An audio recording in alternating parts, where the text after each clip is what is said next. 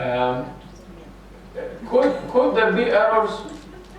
For me, I don't think so. For me, I think that Allah's protection of the Quran, when He said, "Inna nahnu nazzalna dhikra wa inna lahu lahafidhun," would guard the ummah from such error. But this is my belief. I don't have a historical evidence for this, other than my belief that Allah protected the Quran this way. And when I studied really the narrators and how many of them in parallel narrated every narration of the 10 famous ones, I thought that this is quite a large number of narrators that could not have been conspired at concealing some of the surahs or so on, as some of the extreme, Shia scholars have claimed. So, but these are very few. Even the mainstream Shia school doesn't think that Mus'haf Uthman has any variation. Yes? Marish, I'll just push you one bit more. Yeah, sure. Because you know my concern. It's a discussion, yeah. When you say, for instance, in some versions, mahzuf min. So I'm thinking of Surah An-Nisa 34. What if there is mahzuf an? So when we're looking at, instead of wadribuhunna, wadribu anhunna, which is a totally different meaning. Sure. One is beat them lightly, one is just completely leave them alone and abandon them.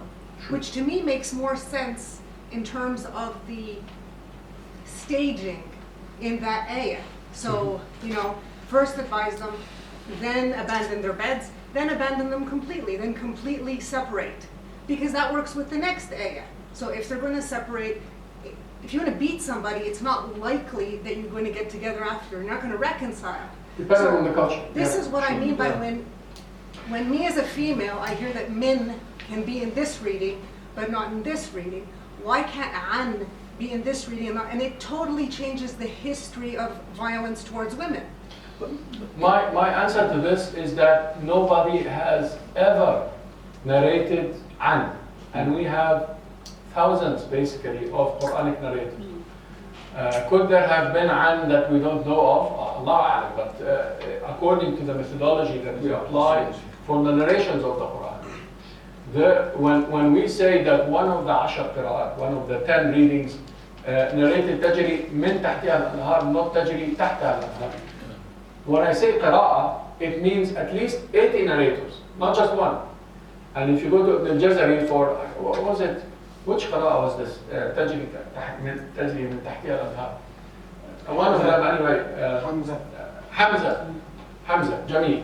So when we say Hamza said تجري من تحتها الأنهار, Hamza is not one narrator, it's actually 80 narrators. Nobody has ever said وَاضْرِبُوا عَنْهُنْ or versus وَاضْرِبُهُنْ or and so forth. So there, but of course the issue of domestic violence, that is related to what you are saying, and that is very important, because if you take the concept of daraba, I will go back to my brother. If you take the concept of daraba yadribu, the darb in the Quran, it has nothing to do with what we call today domestic violence. Domestic violence is haram because it's i'tida. It's somebody bruising somebody or some. No, that is not what the Quran is talking about. So even the opinions that allowed such spanking, obviously it depends on the culture and the concept and how people see the world. But even the opinions that allow that, we're talking about a siwak or a dress or something like that. I don't accept it in either, and I could understand it as something that depends on the context, depends on the man and the woman, who they are and so on. And somebody could be offended even if the man uses a pencil or uses a siwak. And some people flip it around that yes, a woman could also do, ta'deeb of the man and so forth. So what I'm saying is that, I agree with the essence of the argument, but in terms of the Quranic reading, somebody has to say, وَاضْرِبُوا عَنْهُنْ. I cannot now come in the 21st century and say, no, it's actually not وَاضْرِبُوا, it's وَاضْرِبُوا عَنْهُنْ. That is impossible scholarly-wise.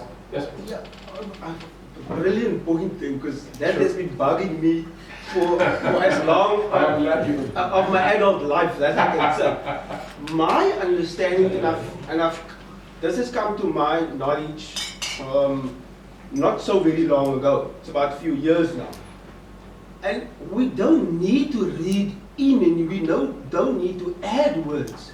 I think we just need to apply the logic and based on the maqasid. My understanding is also that my Quran can never advocate that wadribuhun there means that you need to hit. Because our ulama, I have never come across any ulama here in the Western Cape, and look, I must admit, I haven't extensively gone, but all the ulama in the Western Cape has not given any different type of understanding in respect of that. But my point that I'm trying to make is the following, and I agree 100%. The ayah doesn't make sense if you are going to say it means to hit the woman. That is the reason why we need to do what we are doing here. True. Let's go to the purpose. It is obviously clear there that it means, because there are other parts in the Quran where it refers to you moving away. Right? If you look at... So we need to look at context, we need to look at network. If you look at the network of relations Yes. related to this, you will find, like, for example, Sheikh Muhammad Abdul Rashid and Tafsir al-Manar, they discussed that extensively. They said that none of the ayat of the dealing between men and women in the marriage should be separated from the rest of the ayat. Exactly.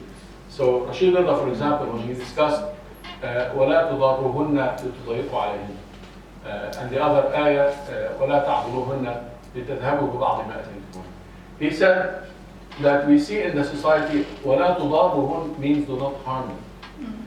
So if any word, not just the beating, he was totally against that, but he was even against any word that would harm the woman, because that is darar, tudaruhun.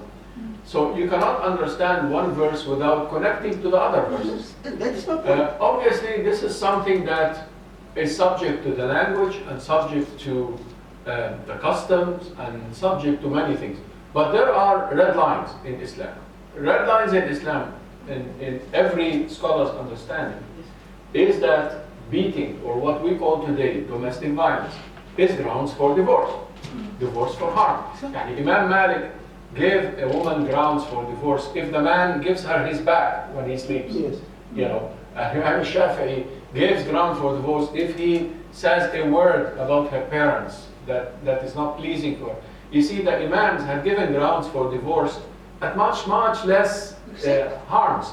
You see, their understanding of the Quran was holistic, was in total, connecting all of them. But we find today, and I've been involved in community problems and so on, you find a man like really harmed his wife. Like this is, and in Canada, we advise her to call the police, simply, whatever. This is something that is endangering her life, and we have a state out there. Muslims or not Muslims, not the point. The policeman could come and he's Muslim, and the judge could be Muslim too. But this is not the point. The point is that the state is supposed to protect the citizen. So if somebody is going to break somebody's neck, you ask her to ask for help. Now, and then when you talk to the man, he tells you, well, Allah said, وَضْرِبُوهُنَّ. Allah Akbar. No, what does it mean that? It doesn't mean that. No, Yes, please. What Doc is saying, it also comes back to the culture. I mean, Yes. our culture is not as such. I studied in Egypt. Once I had a case where the woman comes to the shop, she was like really blue. Okay, and then I started defending her. How can you, what happened? She said, no, my husband abused me.